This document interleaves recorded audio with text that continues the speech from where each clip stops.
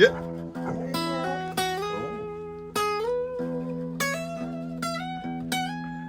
Ooh. Huey, come on.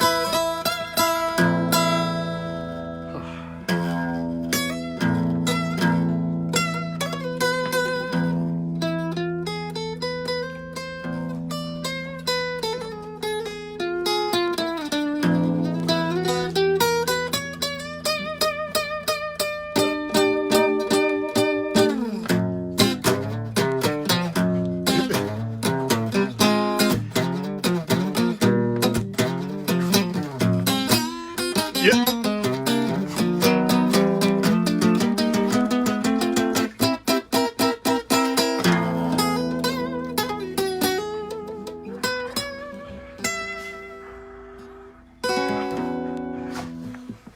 Folks, welcome to the Jake Feinberg Show. Joined today by a beautiful human being and great musician, Jimmy Russell. Welcome to the Jake Feinberg Show. Thank you, Jake. Good to be here. What was the club that you and Sean and the other member of the Quick and Easy Boys started at in Eugene? Not before you started doing the road dogging, but where did you get established in that town? At a place called Lucky's.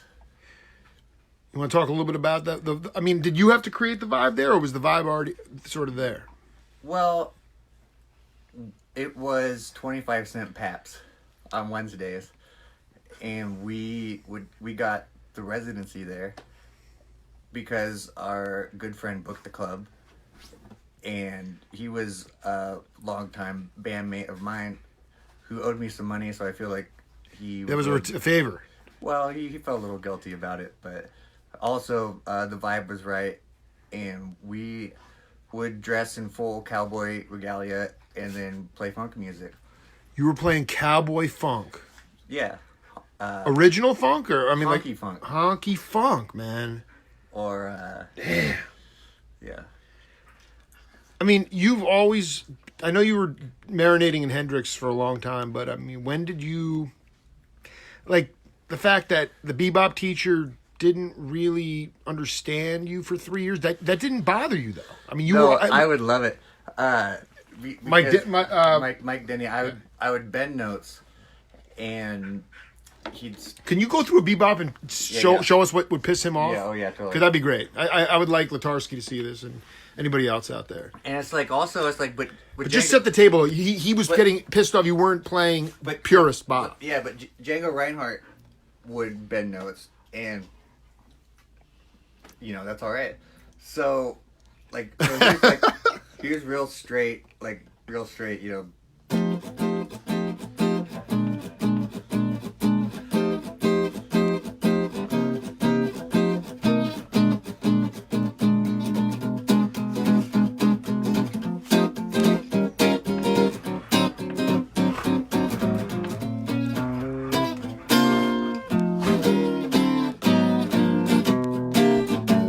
So it's like, what he wanted me to play over that would be like.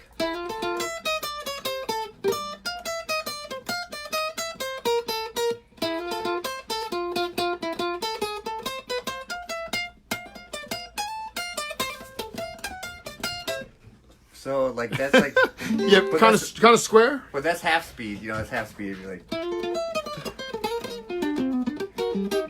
So, but you know, I would, and you know, to me the blues is you do both.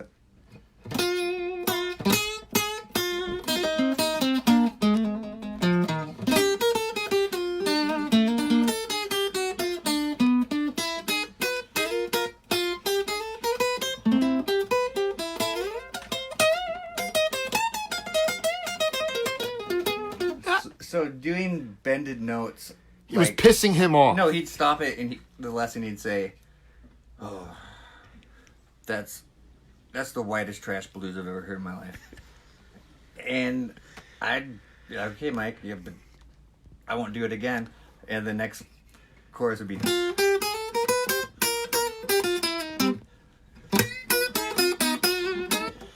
Just I couldn't help myself. Right, and he got understood. At a certain point, he stopped taking it personal. Yeah, no, he stopped taking it personally, and we became dear friends, and you know, I was relaxed. I guess my point is, talk to students out there who are feeling desolate in academia, in music academia today. They're paying boatloads of money to go there. Right. There's a lot of pressure, and then the professor doesn't want them to play like them. But you know the problem is that you wind up sounding exactly like your professor. Well, so what's your motivation to these cats that are taking it personally that the professor's down on them? And you just made my point for me in a sense where I always looked at it as I am going to learn their strategies, incorporate their strategies, but will be myself. And I've never had any problem showing anything I've ever learned to anybody because only I can play like myself and only they can play like themselves.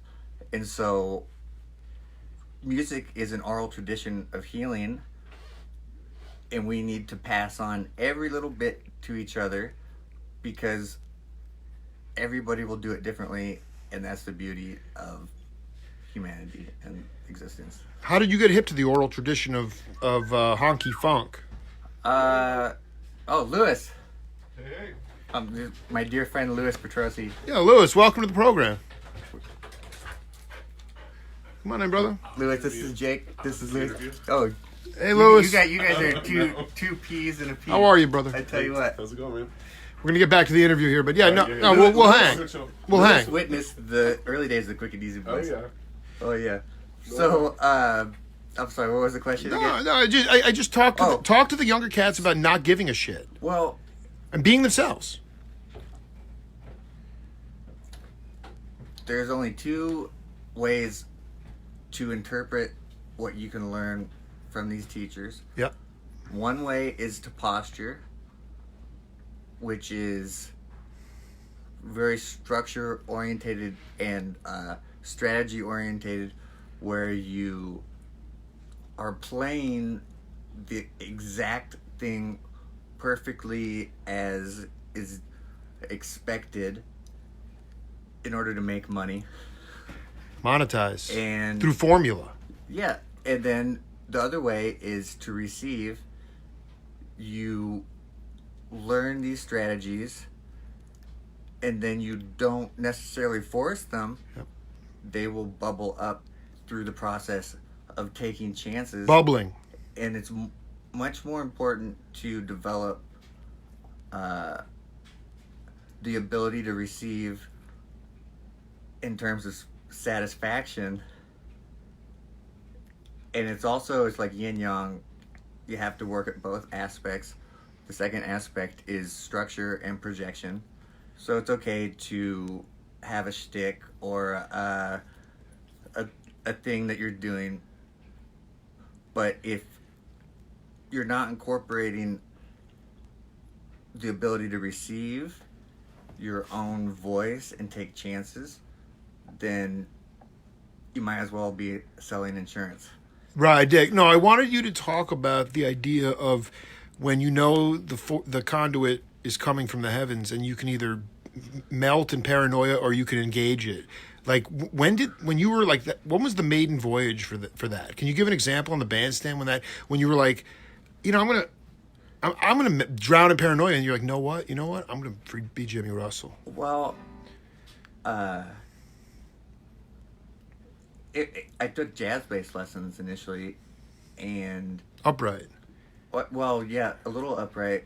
Electric was more vogue, I bet. Yeah, well, it was just a matter of having upright at that point, and Yeah. then I got one, and the strings were so messed up.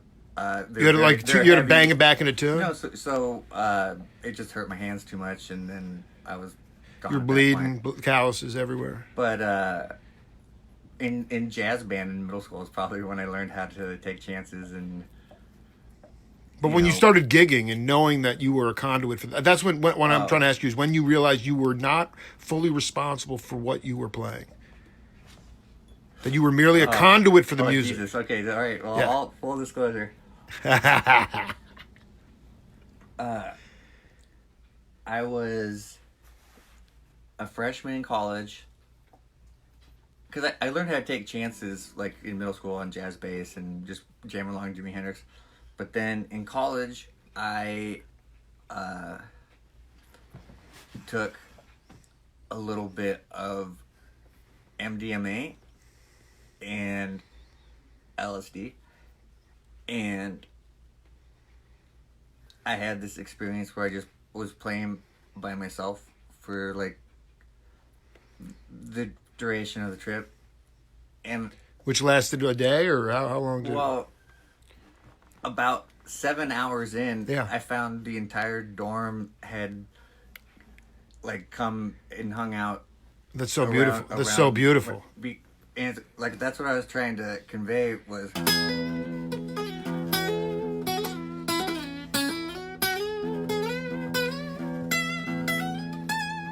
And so like I was doing this timeless archetypal zone like that, and After 7 hours, you became and conscious. but I recognized the flow and the zone that it took Dang. to like receive, and I really learned how to take chances, and maybe it reprogrammed neural pathways, and you don't have to take drugs to have this experience at all. I think that's important because a lot of people are probably listening to this thinking, "Oh, he's got to be psychedelicized for it," but No, it's not it's at all. it's a Not at all. There's is- it's just breathing and being mindful and centered in the observer, and I use those tools as a means of reprogramming neural pathways and exploration, and it was this profound aha moment through that. But that's not there's many pathways, and what it comes down to is being a cognitively aware human about the processes of how our nervous systems receive, and that can be developed through observation and diet and breathing. Yeah, Billy Cobham told me we've done about 6 or 8 interviews, and I know the man. He's a dear friend. I love him very much. And when he started practicing with McLaughlin, at first it was just the two of them before Mahavishnu, and he walked out of there and he realized two things: that he needed to work on playing odd times, and he also needed to work on his breathing. When did that? I mean, did you only recognize the breathing component when you actually started gigging, or you understood that like at U of O when you were just pissing off those bebop players? Well, You're like literally always pissing off. I mean, you are a prankster, man. well, I mean, no, there's it's- no it's doubt that you are. Socrates. It's Socrates here. I shut the fuck up for corrupting the youth, or Yeah, I did. The big trip, and this is really you're. So, No, you're talking to the world. Dude, you're educating so people right now. Yeah. multidimensional in your questions. At the same time that I was having these realizations, I was developing my knowledge of breathing through Tai Chi and Taoism, and not long after that, I met a Yang family Taoist lineage holder at the Tai Chi Strawberry Gats. He was one of my dearest friends in the whole world. And I learned so much from that tutelage. And that's how I learned how to breathe and how to... Jesus. Dude, I'm a Dow. I received the Dow 6 years. It fundamentally changed my... I can't believe you bring it... I mean, I'm going to freak out right now on Facebook Live. I want to tell... Wait, how did you learn... Wait, through pray or through prayer? Or no, through... Tai Chi. Tai Chi, through form. Form, I yes. learned, Form. the short form, long form, bow staff, fast form. And all that, I don't practice anymore, so but what I learned from that in Strawberry, it was connected to the music, I guess. Well, I guess, how did you take those practices and extrapolate it to your nervous system on the bandstand? So, I told this to Mono Neon. It got him to crack up, which is Bammer's motherfucker never laughs. When I really You got him to laugh. When I really realized the zone of how to do it right in breathing was we played this gig out in the gorge, and it was like 30 degrees out. Right. And we didn't plan well, and we weren't wearing any warm clothing, and so we played for about 3 hours at the end of this defunct cold festival, and I was warm the entire time. And then the next night we played in a similar situation somewhere else in the gorge, and I was cold. My fingers couldn't hit a note to save my life. And I was thinking about the difference of why I was so cold in the same scenario. And it reminded me of the Tibetan monks who have a freezing cold blanket that go out as their initiation. They have to warm up the blanket from wet and freezing cold to not dying in the middle of the snow. And the difference was... Wait. This goes on with the Tibetan monks? Yeah. And I realized the blanket is already frozen? Yeah. And so what I realized is Right. that they're thinking about Holy shit. really good guitar notes when they warm up the blanket.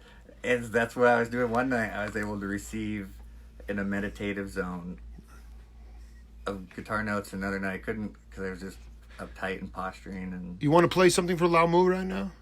from what? Lao Mu, the god, the Tao god. Yeah.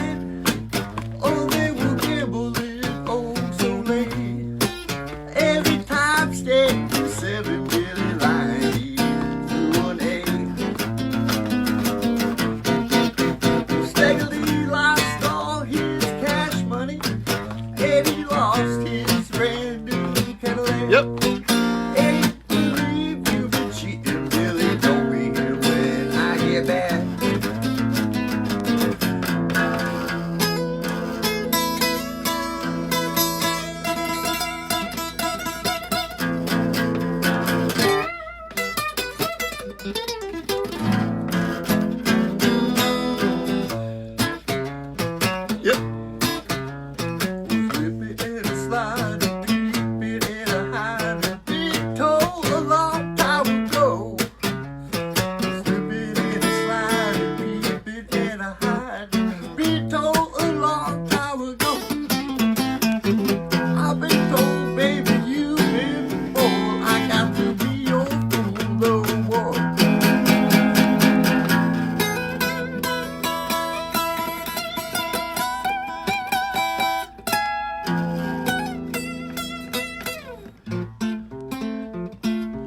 Going down that road, feeling bad. We're going down that road, feeling bad. We're going down that road, feeling so low and bad. Well, ain't gonna be treated this old way. $2 shoes, I hurt my feet. $2 shoes, I hurt my feet. $2 shoes, I hurt my feet. Oh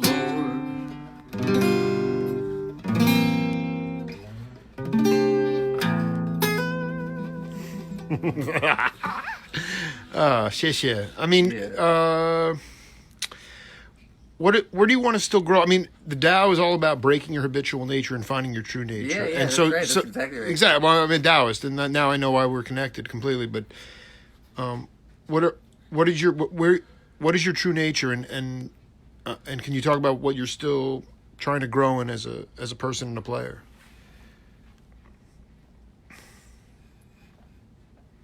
I feel very rooted in my narrative, and that narrative is that I don't know, and that observing, being rooted in observing is where it's at. Like, if all of reality is like a hologram, Mm-hmm. then everything represents everything else. And the best metaphor I could think of is a river where some people spend their whole lives trying to take advantage of other people as a way to deflect the time they should be observing. And it's kind of hard to observe. Oh man, So- dude, what is? So yeah, then but then the other. the time but the time where they pass, they leave their bodies, and they're hit by this pure awareness of the observer that's them that should have been observing, and then they say, fuck, I spent my whole life selling insurance. And I'm sure there's some people that sell great insurance, but That's your second allusion to selling insurance. Well, no, I mean, no, it's true. I mean, I'm talking about neuters versus the sex. But the trade. point, I think No, the no. major point is here the manipulation versus just Well, observing. but no, what I'm saying though is Yeah. who you are is who you're gonna be. Like the same way a river is the same river, and so where I'm at now, despite my multidimensional nature of good aspects and bad aspects, regardless of all that, who I am is where I'm going. Like, and so what I'm trying to learn is to be more at ease and trust that process, and to do that. And then musically, I want to learn to play piano. Like, if I could play like a hybrid Oscar Peterson, Debussy. I was thought you were going to say something like Dr. John, like more like second line. Well, no. The Fast. Not that I mean, there's nothing. No, I mean, but Fast and Fast. and James Booker and all those, that's been what I've been working towards. Dig. And I've found myself in a position where I'm playing music with people that translate that tradition in a way that is really fun. How do they do it? honky funk, or I mean, Well, no, it has to do with being able to play things straight and swung within one bar of music I dig. and not rushing, but staying on top of the beat and playing loud. You know, tell me, did you get a chance to hang with Arthur Neville? I know he opened for you, but I'm saying like No. He was like in his late 80s and carried. What's the feeling like for cats out there that have never felt that feeling as a road dog band, the Quick and Easy Boys opening at Cervantes for the Funky Meters with Porter and those cats? Oh, What was that? That was a thrill. It was like, in a way, one of the biggest highlights. It was like hugging the Pope, if I was really. Explain why as a musician. I mean, not just for because people would think, oh, exposure, but no, Then it goes back to the question of posturing versus receiving, and some posturing musicians would probably walk by him on the street or hug him and not give a shit, and then make money or like be excited about Taylor Swift. Your intentions are what? So my intentions are, in the oral tradition of music, of healing, and just in terms of what the United States has to offer in terms of a really great gift to the world, is blues, New Orleans music. It's original American art. It's the lotus flower that grew out of the bog. That's what Larry Coryell said. Yeah. That's in my book. I can't believe you just said lotus. Yeah. That's what he said jazz was. Well, yeah, same thing. Yeah. Wow. In the meters, Right. were with Alan Toussaint, first of all. Art Neville and Alan Toussaint. Rest in peace. Yeah. And Lloyd Price and Dave Bartholomew. Yeah.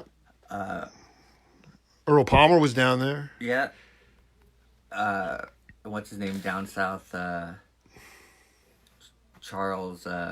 Anyways, what New Orleans music is, It's Americana. it cannot be understated how much influence of healing and power that music has.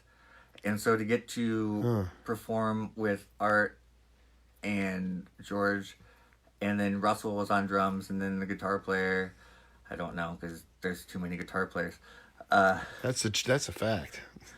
There's a lot of good. There's too many good guitar players. Actually, that's the bottom line. And anybody that develops their craft and does it out of their own space.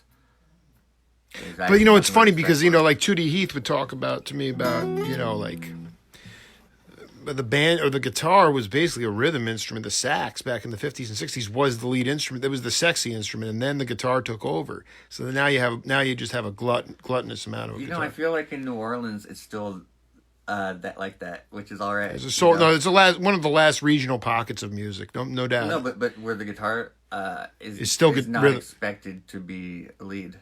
Really? Yeah. In a sense, no. There's all the horn players. Oh man, non sequitur story. So I was down in New Orleans on Frenchman, and I think it's like Deviate and I saw one of the most profound, amazing performances in my life. And this guy, and because I'm right-brained, I don't remember his name. No. But changed my life. Why? Because it was a pure exhibition of joy and power, and joy, full joy. Yeah, and so I saw this thing he did, this song, and it crushed, and I thought it was like a New Orleans traditional type thing, and I started doing it at my shows, and then my friend ran into this guy who had written it when he was playing in Portland, and said, my friend's been covering this stuff. And at first he was like, what do you mean? And then he said, no, it's paying homage of Philly's Joy. And he was excited about it, and it's exciting for me that we're working together as a community of musicians, like writing songs, and it came from New Orleans. And I lost a good friend, Neil Casal, took his life. I wanted you to talk about what the musicians do up here to support the creatives, because it's a serious. I mean, as a creative artist, it was just a blow, because I think people look back and they say, well, maybe I why didn't I pick up on that text, or why didn't I do more, right? And I know it's happened to you, and I just wonder what the supports are up here, and what do you think should be done in order to support creatives who are manic. Oh man, We're all in our own personal, rage or hell, but so I just, I mean, I'm asking for there's no right answer. no, there's two right answers. Oh, there's two. Yeah. Three. What about three? No, there's three. There's three. I'm getting to it. Oh Jesus. All right, yeah, we'll wrap it right now. Finish with this. So, He's got a gig. Jimmy's got a gig, man. never approach them with a stupid question at the show. Like something that they hear a bunch. Give them lots of money. Number two. And number three,